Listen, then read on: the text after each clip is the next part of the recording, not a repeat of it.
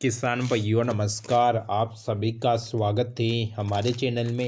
आज के इस वीडियो में हम बात करेंगे मटर की खेती के बारे में। मटर की खेती जब 20 से 50 दिनों के अवस्था में हो जाती है, उस समय पर आपको मटर की खेती में 3 काम अवश्य करना चाहिए। अगर आप समय पर यह 3 काम कर लेते हैं तो मटर की फसल में फूल ज़्यादा आते हैं, मटर में पौधे की ग्रोथ अच्छी होती है, मटर के पौधे में फलियाँ ज़्यादा आती है और लास्ट में जाकर मटर का उत्पादन भी ज़्यादा होता है। अगर आप मटर की खेती कर रहे हैं और आपके मटर की फसल 20 से 50 दिन की अवस्था में चल रही है तो यह वीडियो आपके लिए कारगर साबित होने वाला है।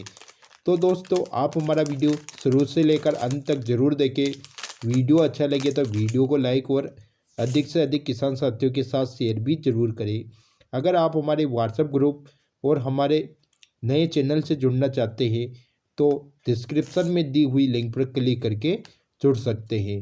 दोस्तों, जब मटर की फसल 20 से 50 दिन की अवस्था में हो जाती है तो 50 दिन के आसपास अनेक प्रकार की वैरायटियों में फूल आना लग जाते हैं और कुछ वैरायटी में 50 दिन बाद फूल आना प्रारंभ हो जाते हैं। तो इस अवस्था पर जो मैं ये 3 काम बता रहा हूँ, ये 3 काम अगर समय पर कर लेते हैं तो आपके पौधे की ग्रोथ के साथ साथ मटर की पैदावार भी अधिक देखने को मिलेगी। तो आपको मटर की फसल में पहला काम करना चाहिए, 20 दिन बाद खरपतवार नियंत्रण कर लेना चाहिए।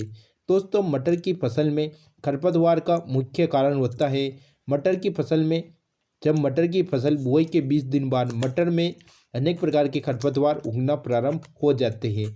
तो आपको सबसे पहला काम करना चाहिए कि मटर की फसल में खरपतवार नियंत्रण कर लेना चाहिए।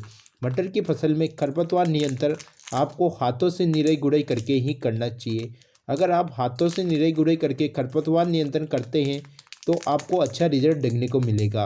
अगर इस समय पर आप मटर की फसल में खरपतवार नाशक दवा का प्रयोग करते हैं तो आपकी मटर की फसल को भी झटका लगेगा, मटर की ग्रोथ रुक जाएगी और मटर को हानि भी पहुंच सकती है। अगर फूल वाली स्टेज पर कर रहे हैं तो फूल भी झड़ सकते हैं। तो आप इस समय पर इसमें खरपतवार नाशक दवा का प्रयोग ना करें और इसमें आप हाथों से निराई गुड़ाई करके ही आप मटर की फसल में खरपतवार नियंत्रण कर सकते हैं। मटर की फसल में आपको दूसरा काम करना है, फसल की अच्छी तरह से ग्रोथ व बढ़वार करवानी है। दोस्तों, अगर मटर की फसल 20 से 50 दिनों के बीच में जो भी आपको खाद और उर्वरक डालना है इस समय पर डाल देना चाहिए, क्योंकि इस समय पर अगर पौधे की अच्छी तरह से ग्रोथ होगी तो मटर के पौधे में ज़्यादा फल और ज़्यादा फूल और ज़्यादा फलियाँ बनना लगेगी, तो आपकी पैदावार भी अंतिम जाकर बढ़ेगी। तो आपको पौधे की अच्छी ग्रोथ के लिए आप मटर की फसल में सागरिका या बायोवीटा खाद का प्रयोग कर सकते हैं। इसमें समुद्री शैवाल और सूक्ष्म पोषक तत्व पाए जाते हैं जो कि पौधे की ग्रोथ के लिए आवश्यक होते हैं। इसके अलावा मटर की फसल में हुमिक एसिड का प्रयोग कर सकते हैं। इसके अलावा मटर की फसल में माइक्रोन्यूट्रिएंट्स खाद का प्रयोग भी कर सकते हैं।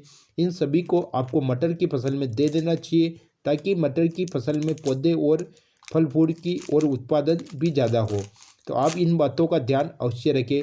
इसके साथ तीसरे आपको ध्यान रखना है 50 दिन के पहले यूरिया का प्रयोग। जैसे कि दोस्तों, मटर की फसल में समय समय पर यूरिया खाद की आवश्यकता होती है और मटर की फसल में आपको 50 दिन के पहले यूरिया खाद का प्रयोग कर लेना चाहिए, क्योंकि मटर में 50 दिन बाद नाइट्रोजन की आवश्यकता नहीं होती है और यूरिया खाद के अंतर्गत 46% नाइट्रोजन पाई जाती है। मटर की फसल में 50 दिन बाद पौधे को फास्फोरस और पोटास की अधिक आवश्यकता होती है, तो उस समय पर 50 दिन बाद आप यूरिया का प्रयोग ना करें। उस समय पर आप एनपीके की घुलनशील खाद 05234 और 0050 खाद का प्रयोग कर सकते हैं। तो दोस्तों, आपको अपनी मटर की फसल में यूरिया खाद का प्रयोग 2 बार करना चाहिए। मटर में यूरिया का पहला प्रयोग आपको 25 से 30 दिनों की अवस्था पर करना चाहिए और मटर में यूरिया खाद का दूसरा डोज आपको 45 से 50 दिनों के अंतर्गत डाल देना चाहिए। तो आप मटर की फसल में 2 बार यूरिया खाद का प्रयोग कर सकते हैं। तो दोस्तों, आज के वीडियो में इतना ही। अगर आपको मटर की फसल की जानकारी अच्छी लगी हो तो हमारे वीडियो को लाइक और चैनल को सब्सक्राइब जरूर करें। धन्यवाद। जय जवान जय किसान।